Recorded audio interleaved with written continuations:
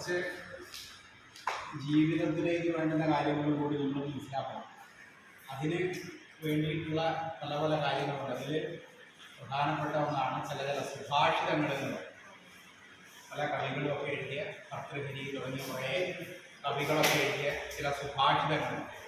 ആ സുഭാഷിതങ്ങൾ നമ്മൾ മനസ്സിലാക്കി കഴിഞ്ഞാൽ നമുക്ക് അതിൽ നിന്നൊക്കെ കുറേ കാര്യങ്ങൾ കിട്ടാനുണ്ട്. അതുകൊണ്ട് തന്നെ നമുക്ക് ചില ഓരോരോ ദിവസം പറ്റുന്ന ദിവസങ്ങളിലൊക്കെ ഓരോരോ സുഭാഷിതം കൂടി പഠിച്ചു പോകാം.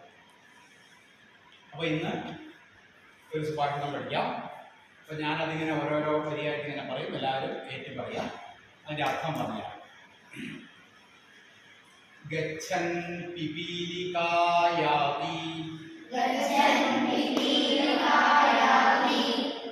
യോജനാനാം ശതാന്യപി അഗച്ഛൻ വൈനതേയോപി പദമേകം ന ഗച്ഛതി. ഇതിൻ്റെ അർത്ഥം നമുക്ക് നോക്കാം. പിപീലിക എന്ന് പറഞ്ഞാൽ ഉറുമ്പാണ്. പിപീലിക എന്ന് പറഞ്ഞാൽ ഉറുമ്പാണ്. ഗച്ഛൻ പിപീലിക രണ്ട് തരത്തിലും പറയുന്നുണ്ട്. ഏതായാലും ഗച്ഛൻ പിപീലിക യാതി എന്ന് പറഞ്ഞാൽ പോകുന്നു. യോജനാനാം ശതാന്യപി, അതായത് ഉറുമ്പ് സഞ്ചരിച്ചു കൊണ്ടിരിക്കുകയാണെങ്കിൽ, എവിടെയും നിൽക്കാതെ സഞ്ചരിച്ചു കൊണ്ടിരിക്കുകയാണെങ്കിൽ ആ ഉറുമ്പ് യോജനാനാം ശതാന്യപി ഗച്ഛതി, 100 കണക്കിന് യോജനകൾ സഞ്ചരിക്കാൻ ആ ഉറുമ്പിന് കഴിയും സഞ്ചരിച്ചു കൊണ്ടിരിക്കുകയാണെങ്കിൽ. എന്നാൽ അഗച്ഛൻ വൈനതേയോപി പദമേകം ന ഗച്ഛതി. ഈ ഉറുമ്പ് എന്ന് പറയുന്നത് പൊതുവെ വളരെ വേഗത കുറഞ്ഞ ഒരു ജീവിയാണ്. ആ ഉറുമ്പിന് പതുക്കെ ആണെങ്കിലും സഞ്ചരിച്ചു കൊണ്ടിരിക്കുകയാണെങ്കിൽ 100 കണക്കിന് യോജനകൾ താണ്ടാൻ സാധിക്കും. എന്നാൽ പക്ഷികളുടെ നല്ല ജീവികളുടെ ഒക്കെ കൂട്ടത്തിൽ ഏറ്റവും വേഗതയുള്ള ഒരു പക്ഷിയാണ് വൈനതേയം, അതായത് ഗരുഡൻ.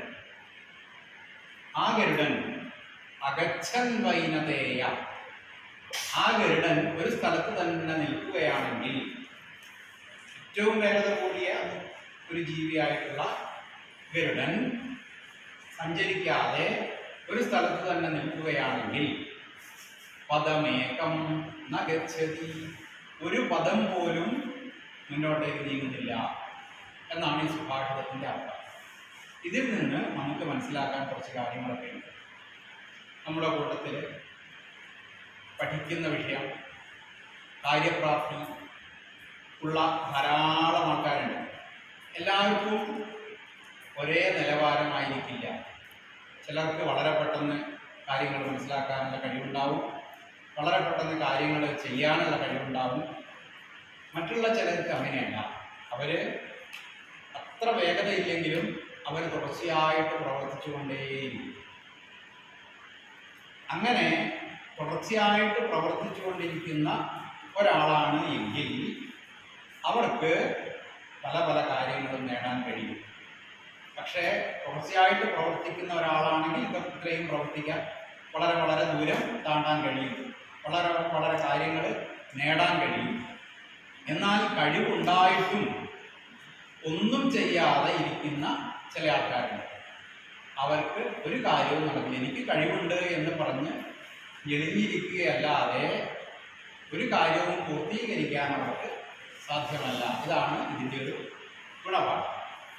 ഒരു പ്രാവശ്യം കൂടി നമുക്ക് ആ ശ്ലോകം ചെല്ലാം. ഗച്ഛൻ പിപീലികായാതി യോജനാനാം ശതാന്യപി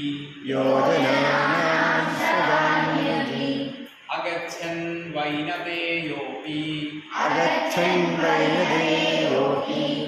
പദമേകം ന ഗച്ഛതി. ഇതാണ് കാട്ടട്ടെ.